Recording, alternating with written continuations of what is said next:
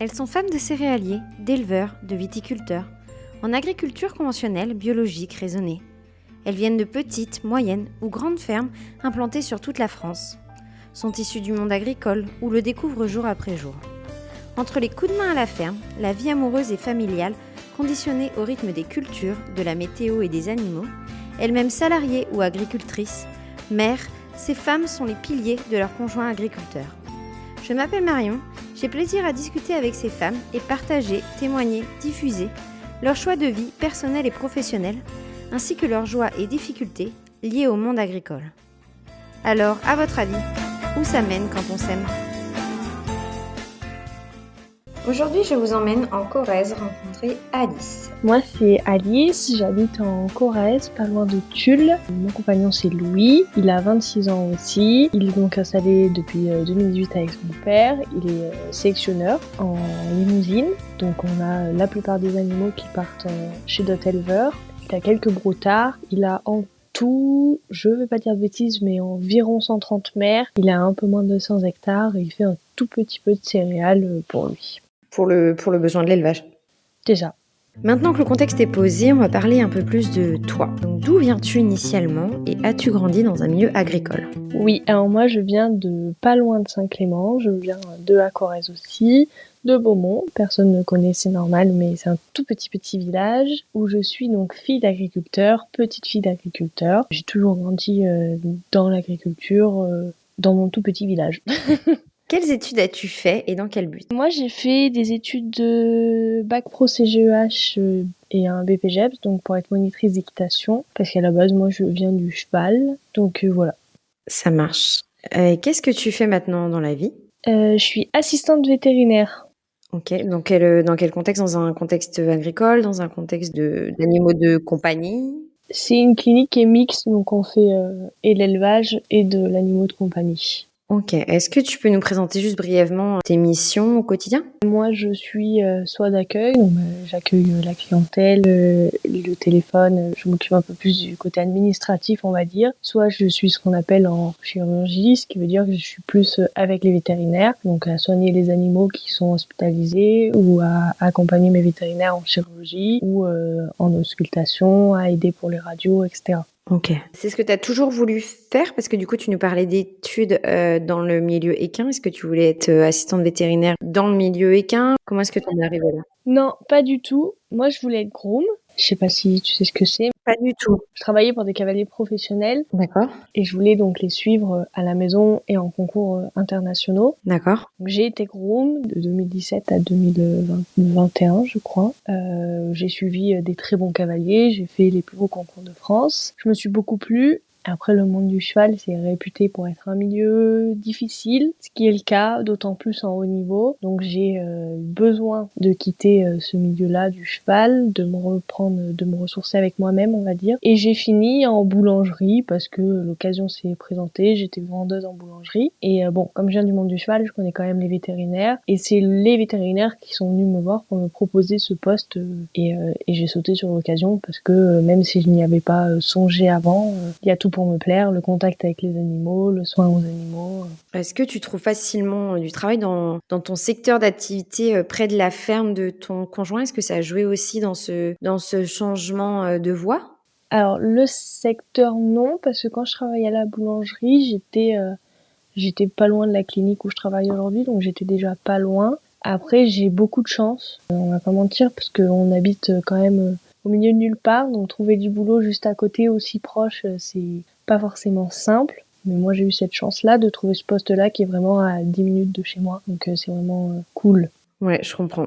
Est-ce que tu envisages un jour de t'installer sur l'exploitation ou de changer de métier pour rester toujours dans le coin et pallier à des barrières géographiques ? Alors, c'est une grosse réflexion qu'on a avec Louis de savoir si un jour je m'installerai ou pas. Donc, son père sera à la retraite dans une petite dizaine d'années, on va dire. Et on se demande si je vais reprendre ou pas ensuite sa place. Le problème étant, on souhaite avoir des enfants, avoir 2 parents agriculteurs, c'est compliqué à gérer avec une vie avec des enfants. Donc la question, c'est un gros point d'interrogation. Soit je m'installerai, mais quand les enfants seront un petit peu grands, on va dire, soit je garderai mon travail à côté pour être sûre d'avoir le salaire, mine de rien, qui tombe à coup sûr à la fin du mois et d'être plus là, on va dire, pour la vie familiale.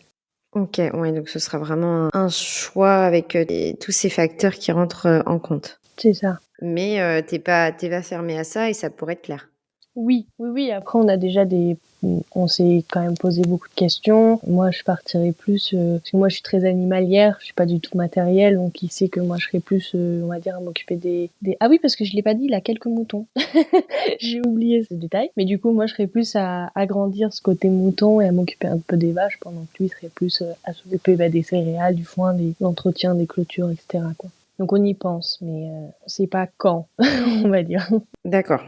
Vous verrez. Est-ce qu'à l'heure actuelle, à côté de ton travail, tu vas de temps en temps sur l'exploitation pour le voir ou pour lui filer un coup de main? Oui, j'y vais très souvent parce que déjà c'est ce qui me permet de passer du temps avec lui et en plus bon moi j'ai toujours connu ça donc j'ai toujours aimé ça donc c'est un bon plaisir pour moi et puis ça permet qu'on passe du temps ensemble et aussi forcément que je l'aide un peu de temps en temps. Ça marche.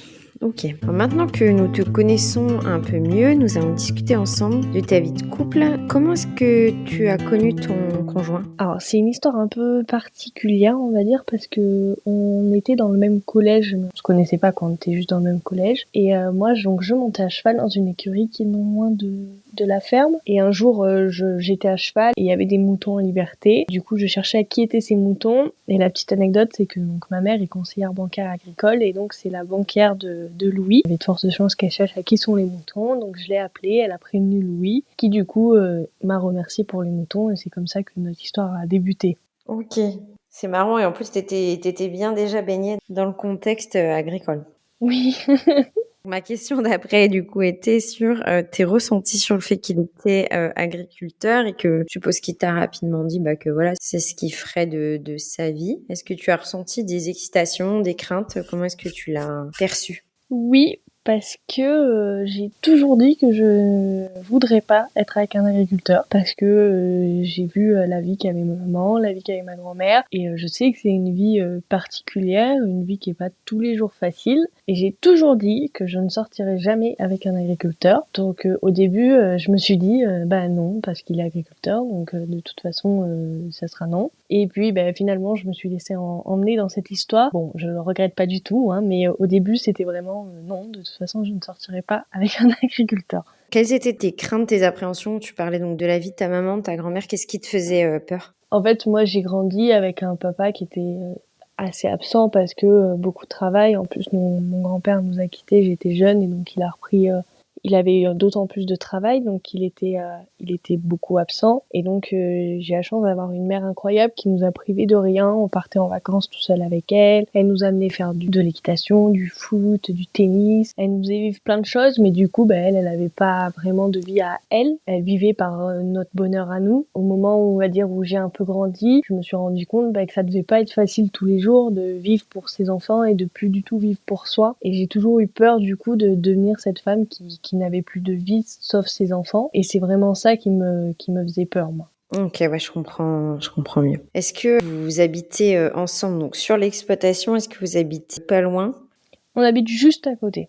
C'est un choix, je veux dire, c'était comme ça où tu t'es installée avec lui ou vous l'avez choisi ensemble? Comment ça s'est fait? Quand je suis arrivée, il avait déjà cette petite maison. Mais bon, de toute façon, je sais que on quittera jamais le village. On sera toujours pas loin de la ferme et il n'y a pas de problème avec ça. Mais elle est vraiment à 1 minute 30 de la ferme, quoi. Et toi, tu as toujours souhaité vivre à la campagne? Oui, ça oui. Par contre, je me vois pas du tout vivre en ville un jour. Ok. Pour quelle raison?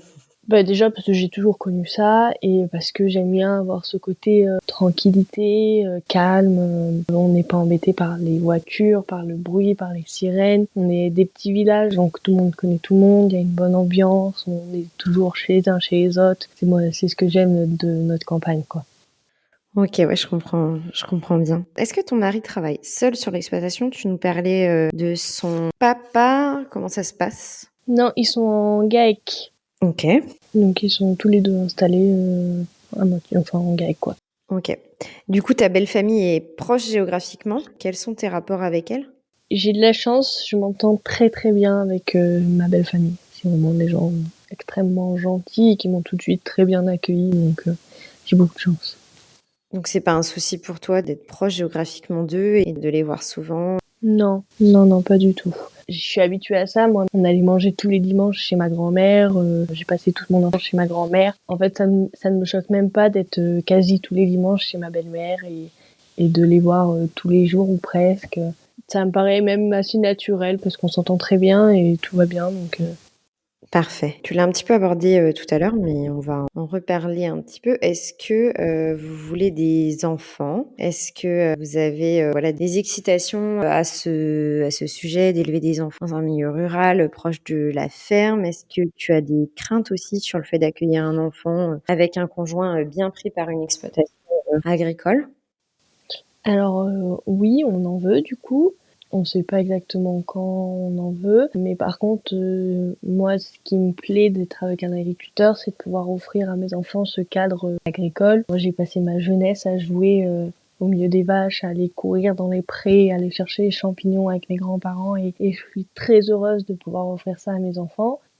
Après, ce qui me fait peur, bah, c'est que je sais que je vais être pas seule, mais je vais être une grande responsable de leur éducation parce qu'ils seront 90% du temps avec moi. Je serai aussi responsable de leur bonheur dans le sens où il faudra que j'arrive à jongler, à ce qu'ils voient leur père, mais à ce qu'ils aient une activité qui leur plaise, à ce qu'ils travaillent bien, à ce qu'ils soient sages, etc. Mine de rien, ça me met un peu de pression, mais je sais que même si Louis n'est physiquement pas beaucoup là, il sera quand même là en soutien et je suis pas inquiète pour ça. OK, ouais, ça marche, je comprends. Eh ben, c'est tout le bonheur que je vous souhaite. Comment est-ce que vous trouvez vos moments de couple à côté du travail à la ferme? Est-ce que vous vous accordez des soirées, des week-ends? Est-ce que vous allez au resto tous les 2? Comment vous trouvez votre équilibre? Alors, on fait pas beaucoup de sorties à deux. On en fait de temps en temps un petit cinéma ou comme ça, mais on n'en fait pas beaucoup. Par contre, on va régulièrement soit manger chez des copains ou chez ma famille ou chez sa famille. Et on fait au moins une fois par mois des repas chez la famille et de temps en temps des apéros avec les copains. Et à la maison, de temps en temps, on se fait vraiment des petites soirées à deux, tranquilles. Et on essaye de partir au moins 3-4 jours en vacances par an. C'est un bon équilibre, je trouve, parce que lui, ça lui demande pas trop de temps à mettre pour moi et au moins c'est le temps qu'il prend, il le savoure vraiment, il n'est pas en train de ruminer parce qu'il a mille choses à faire et on est bien comme ça. Est-ce que vous partez en vacances? Est-ce que parfois tu pars sans lui? Est-ce que tu t'accordes du temps avec, des copines, avec, ta famille? Comment est-ce que vous gérez ça? Alors moi je suis très casanière, hein, donc je bouge pas beaucoup.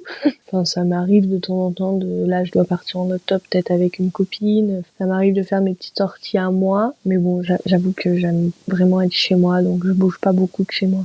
Et du coup, dans le coin, est-ce que vous avez, des amis, de la famille? Est-ce que parfois tu te sens isolée, plutôt bien entourée? Est-ce que vous avez une vie sociale, importante? On essaye, on a de la chance, on a beaucoup de copains qui sont juste à côté de chez nous, donc on peut voir régulièrement. Après, je vais pas mentir, des fois les hivers où il y a beaucoup de boulot pour tout le monde parce que les vaches sont en stabulation, qu'il y a les vélages et tout ça, donc on peut beaucoup moins partir.